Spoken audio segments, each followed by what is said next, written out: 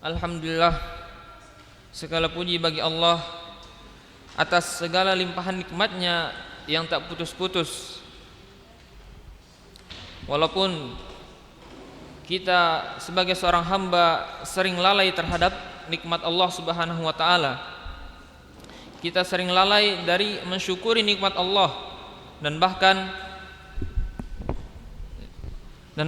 kita sering mengingkari nikmat tersebut dan menyalahgunakannya. Bukannya digunakan untuk ketaatan kepada Allah, tetapi digunakan untuk bermaksiat, melanggar apa yang Allah Subhanahu wa taala larang untuk kita kerjakan. Walaupun demikian, Allah Azza wa Jalla tidak memutuskan nikmat-Nya dari kita. Allah Subhanahu wa taala terus memberikan kita nikmat-nikmat-Nya. Namun perlu diperhatikan bahwasanya ada yang dinamakan dengan istidraj, yaitu ketika seorang hamba melakukan kemaksiatan, namun nikmat-nikmat terus dialirkan oleh Allah Subhanahu wa taala. Ia diberikan kehidupan yang nyaman, harta yang melimpah, padahal ia seorang yang tidak pernah lepas dari kemaksiatan kepada Allah. Allah berikan kepadanya nikmat-nikmat untuk melalaikan hatinya supaya dia tidak kembali kepada jalan Allah Subhanahu wa taala. Dan di antara nikmat Allah Subhanahu wa taala adalah nikmat lisan. Ini merupakan nikmat yang sangat agung, nikmat yang sangat besar, yang mana dengan nikmat lisan ini kita dapat merasakan nikmatnya dunia. Kita dapat merasakan bagaimana lezatnya makanan, bagaimana manisnya minuman. Dengan nikmat lisan ini kita dapat merasakan bagaimana gurihnya makanan, bagaimana manisnya sebuah minuman, dan bagaimana pahitnya sebuah obat. Dan yang terpenting, dengan nikmat lisan ini kita dapat mendekatkan diri kepada Allah Subhanahu wa taala dengan berzikir, berdoa,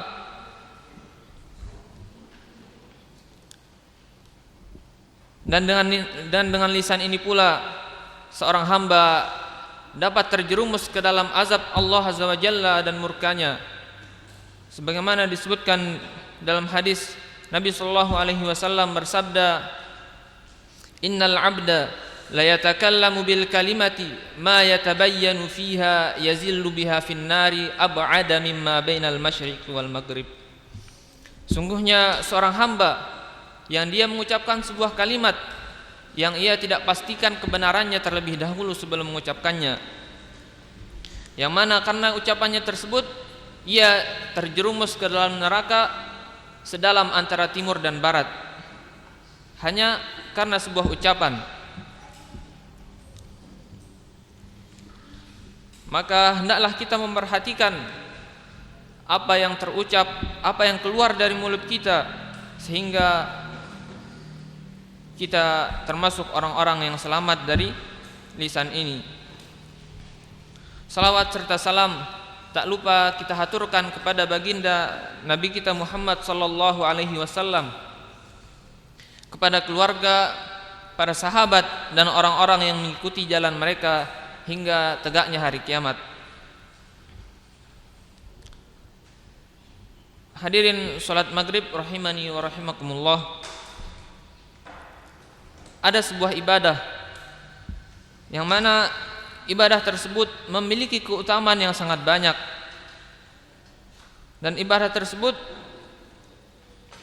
gampang untuk dilakukan dan dapat dilakukan di mana saja.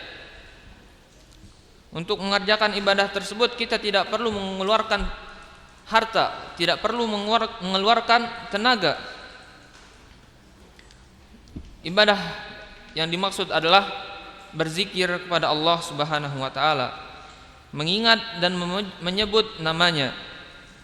Zikir merupakan ibadah yang sangat mudah dilakukan, karena kita tidak perlu untuk mengeluarkan harta ataupun tenaga, bahkan waktu pun tidak perlu, karena berzikir bisa disisipkan di dalam kegiatan-kegiatan keseharian kita. Seperti ketika mengendara, kita bisa berzikir, bertasbih, beristighfar. Begitu pula ketika bekerja, zikir ini bisa dilakukan dimanapun dan kapan saja.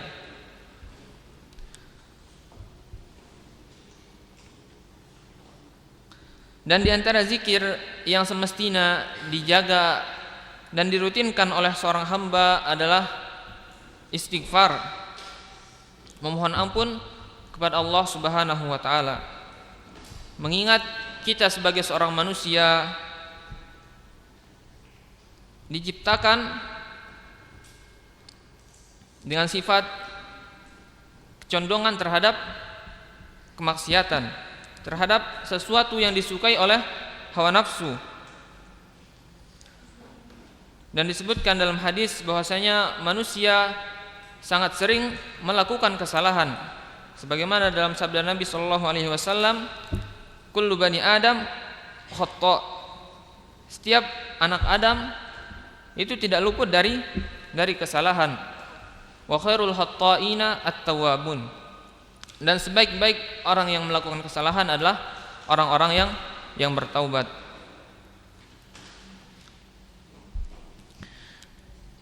Dan dalam hadis qudsi Allah Subhanahu wa taala mengingatkan kita, hamba-hambanya, untuk beristighfar dan memohon ampun atas dosa-dosa yang kita lakukan. Allah Azza wa Jalla berfirman, ya ibadi innakum tukhti'una bil laili wan nahar. Wahai hamba-hambaku, sungguhnya kalian melakukan dosa dan kesalahan di malam maupun di siang hari. Wa ana aghfirudz dzunuba jami'a, dan aku, kata Allah, mengampuni dosa-dosa semuanya. Fastaghfiruni, maka mohonlah ampun kepadaku. Aghfir lakum, maka akan aku ampuni, kata Allah Subhanahu wa taala. Apapun bentuk dosa dan kemaksiatan yang kita lakukan, jika itu diistighfarkan, dimohonkan ampun kepada Allah Subhanahu wa taala, maka akan diampuni. Allah juga memotivasi hamba-hambanya yang sering melakukan dosa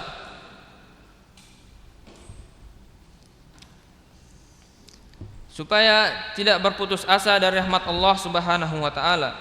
Allah Azza wa Jalla memanggil hamba-hambanya yang terpuruk dalam jurang kemaksiatan agar tidak berputus asa dari rahmat Allah Subhanahu wa taala.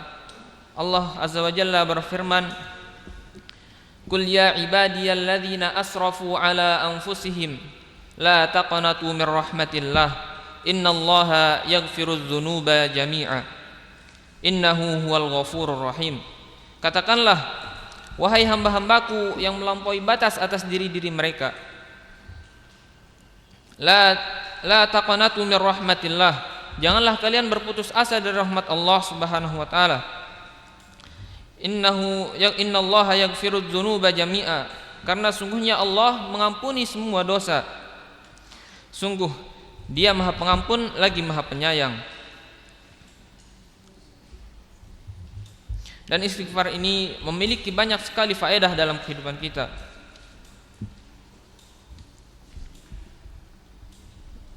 Tidak hanya untuk menghapuskan dosa, tapi istighfar juga mendatangkan manfaat-manfaat yang sangat banyak. Allah Ta'ala menyebutkan di dalam ayat-ayatnya, dan Allah Azza wa Jalla juga memuji hamba-hambanya yang kembali kepadanya, yang bertaubat, yang kembali dari kemaksiatan-kemaksiatan dengan banyak beristighfar. Kemudian Allah Azza wa Jalla menjadikan mereka di antara hamba-hambanya yang bertakwa, yang Allah janjikan untuk mereka surga yang seluas langit dan bumi. Allah Azza wa Jalla berfirman, wasari'u ila maghfiratin mir rabbikum, dan bersegeralah kepada ampunan Tuhan kalian. Wa jannatin arduha as-samawati wal ard uiddat lil muttaqin, dan bersegeralah juga kepada surganya yang luasnya seluas langit dan bumi. Uiddat lil muttaqin, yang telah Ia sediakan untuk orang-orang yang bertakwa dari hamba-hambanya. Pada dua ayat berikutnya Allah Azza wa Jalla menerangkan tentang sifat-sifat orang yang bertakwa yang berhak mendapatkan surga yang sangat luas. Allah Azza wa Jalla berfirman, walladzina idza fa'alu fahishatan aw zalamu anfusahum dzakarullaha fastaghfaru lidzunubihim, yaitu orang-orang yang apabila mereka melakukan sebuah kekejian ataupun menzalimi diri mereka sendiri, zakarullah, mereka bersegera untuk mengingat Allah Subhanahu wa taala. Wa fastaghfaru lidzunubihim, kemudian mereka memohon ampun, beristighfar kepada Allah atas dosa-dosa mereka. Yaghfiru fa innallaha wa lam yusirru ala ma fa'alu, dan mereka tidak meneruskan apa yang telah mereka bertaubat darinya. Wahum ya'lamun, dan mereka mengetahui bahwa hal tersebut adalah sebuah kesalahan.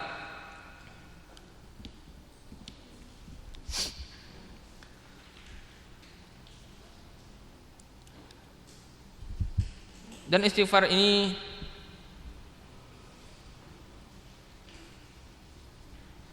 dianjurkan sekali untuk dibaca ketika sepertiga malam terakhir. Allah Azza wa Jalla berfirman, wabil ashari hum yastaghfirun, dan pada waktu sahur mereka, yakni orang-orang yang bertakwa, beristighfar. Dan pada sepertiga malam terakhir ini juga Allah Azza wa Jalla turun ke langit dunia sembari berfirman, walladzina idza fa'alu Allah Azza wa Jalla berfirman, man yad'uni fa astajibulah, barang siapa yang berdoa kepadaku maka akan aku ampuni, kata Allah Subhanahu wa taala. Man yas'alani fa u'tiyahu, dan barang siapa yang meminta kepadaku maka akan aku berikan. Man yastaghfiruni fa aghfiralah, dan barang siapa yang memohon ampun kepadaku maka akan aku ampuni, kata Allah. Maka perbanyaklah dari kita untuk beristighfar di sepertiga malam terakhir ini.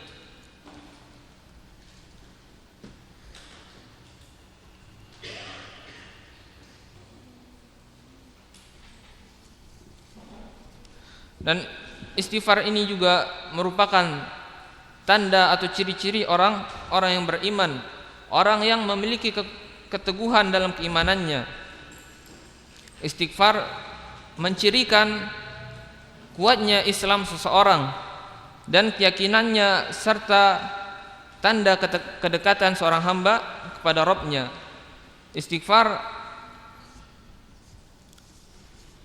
akan membuahkan hal-hal manis dalam kehidupan kita, tidak hanya dalam perkara ukhrawi atau perkara akhirat seperti diampuni dosa, tapi juga akan Allah mudahkan dalam kehidupan dunia kita. Sebagaimana disebutkan dalam Al-Quran bahwasanya dengan istighfar Allah Azza wa Jalla akan menurunkan hujan dan memperbanyak anak dan harta. Allah Azza wa Jalla berfirman dalam surat Nuh, faqultu astaghfiru rabbakum innahu kana ghaffara, maka aku katakan kepada mereka, istaghfiru rabbakum, mohon ampunlah kepada Tuhan kalian, innahu kana ghaffara, karena sungguhnya Dia Maha Pengampun. Yursilis samaa 'alaikum midrara, niscaya Dia akan menurunkan untuk kalian hujan-hujan yang lebat. Wa yumdidukum bi amwalin wa banin, dan Dia akan melipat gandakan untuk kalian harta dan keturunan. Wa yaj'al lakum jannatin wa yaj'al lakum anhara, dan Dia juga akan menjadikan untuk kalian kebun-kebun yang subur. Wa yaj'al lakum anhara, dan menjadikan untuk kalian sungai-sungai.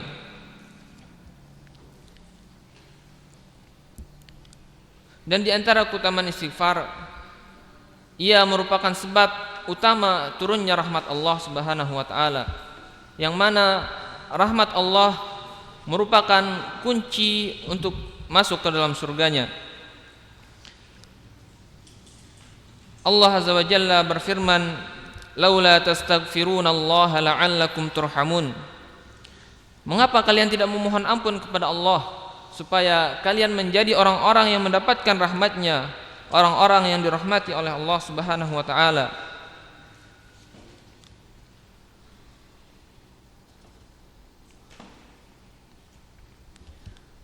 Dan istighfar ini juga merupakan penghalang antara kita dengan azab Allah. Seandainya Allah Azza wa Jalla menyegerakan azabnya di dunia ini, maka tidak akan tersisa satu makhluk hidup pun.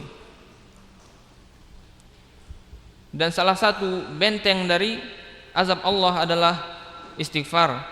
Hal ini dikabarkan oleh Allah Subhanahu wa taala dalam firman-Nya, "Wa ma kana Allahu liyu'adzibahum wa anta fihim wa ma kana Allahu mu'adzibahum wa hum yastaghfirun." Bagaimana mungkin Allah Azza wa Jalla akan mengazab mereka sedangkan engkau Muhammad masih berada di tengah-tengah mereka. Dan telah kita ketahui bahwasanya Nabi Muhammad sallallahu alaihi wasallam telah meninggal dunia. Wa ma kana Allahu mu'adzibahum wa hum yastaghfirun. Dan bagaimana mungkin Allah akan mengazab mereka sedangkan mereka masih beristighfar memohon ampun kepadanya.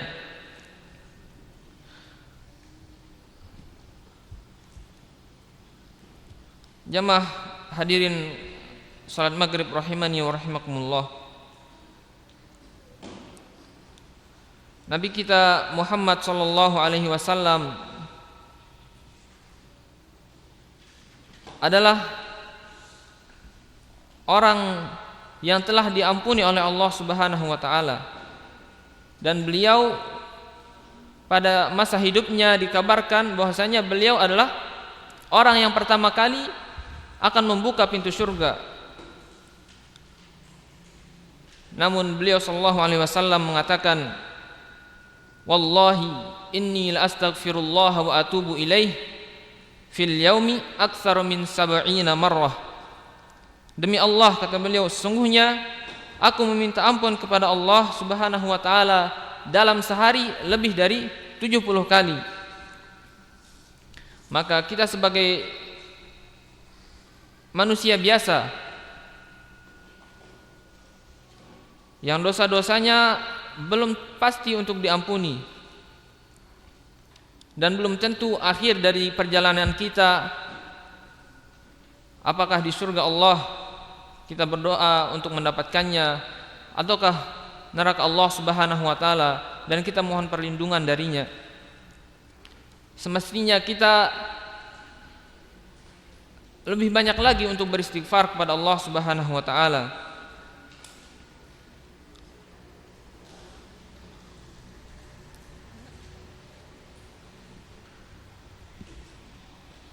Karena dosa-dosa yang kita lakukan, yang kita ketahui sangatlah banyak.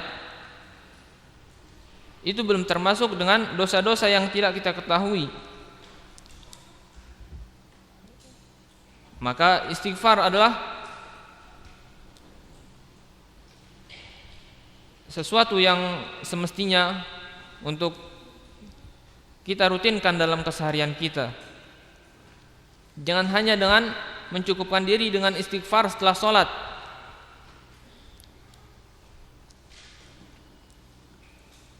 Hendaknya kita membaca istighfar dalam setiap waktu luang yang ada, sehingga kita menjadi orang-orang yang dirahmati oleh Allah Subhanahu wa taala. Dan dengan istighfar juga seseorang akan menjadi dekat dengan Allah.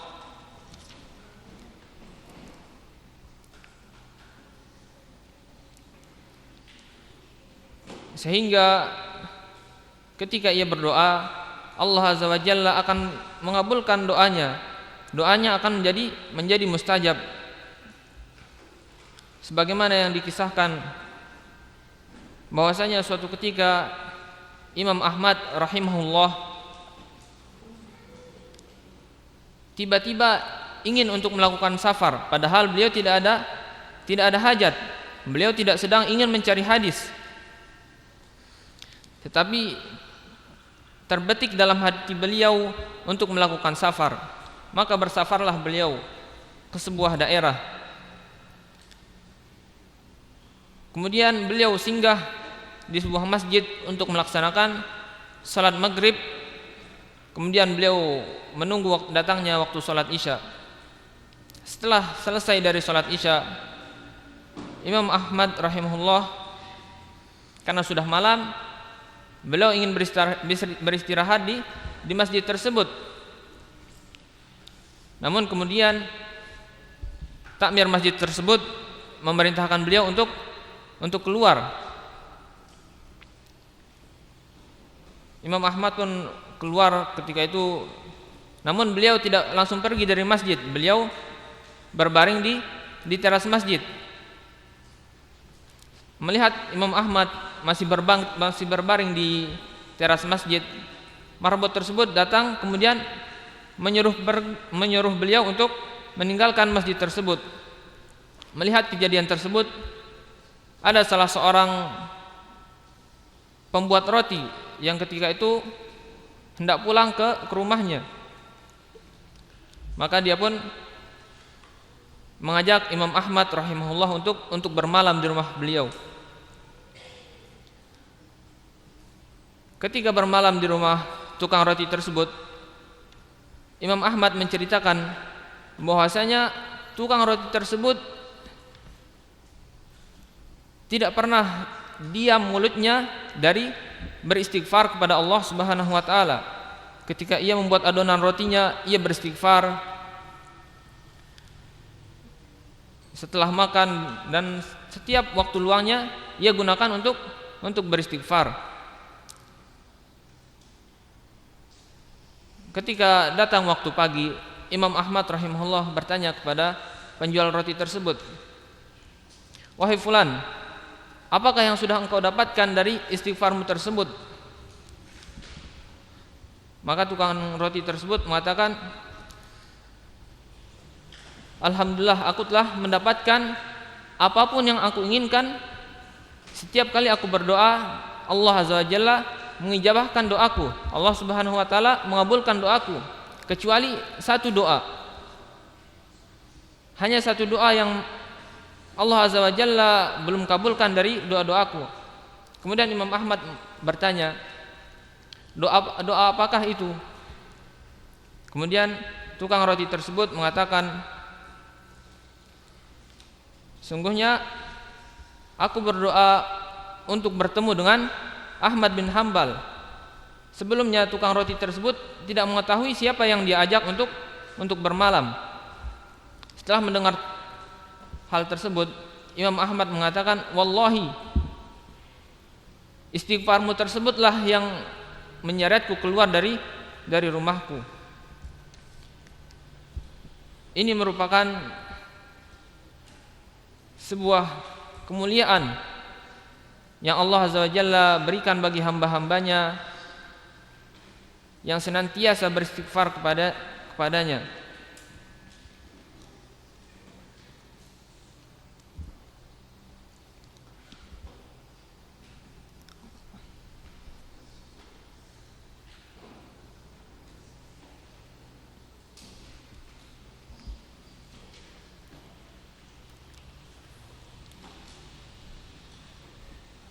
Maka kita sebagai kaum muslimin rahiman yang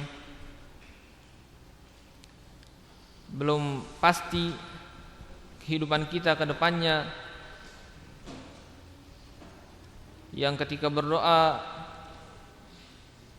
terasa doanya belum terkabulkan, maka cobalah untuk beristighfar kepada Allah Subhanahu wa taala. Siapa tahu doa-doa kita tidak terkabulkan disebabkan dosa-dosa yang kita miliki.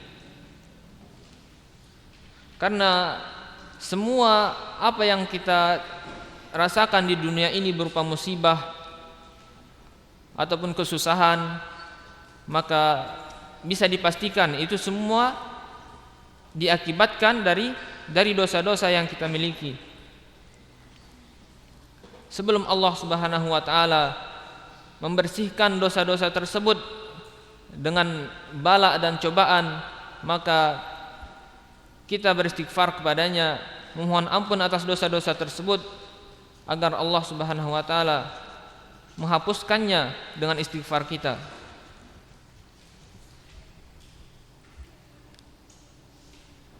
Mungkin ini saja yang kita sampaikan malam ini. Semoga apa yang telah disampaikan dapat bermanfaat di kehidupan kita. Nakhtatim bidoa kafaratul majlis. Subhanakallahumma wa bihamdika asyhadu an la ilaha illa anta astaghfiruka wa atubu ilaik. Assalamualaikum warahmatullahi wabarakatuh.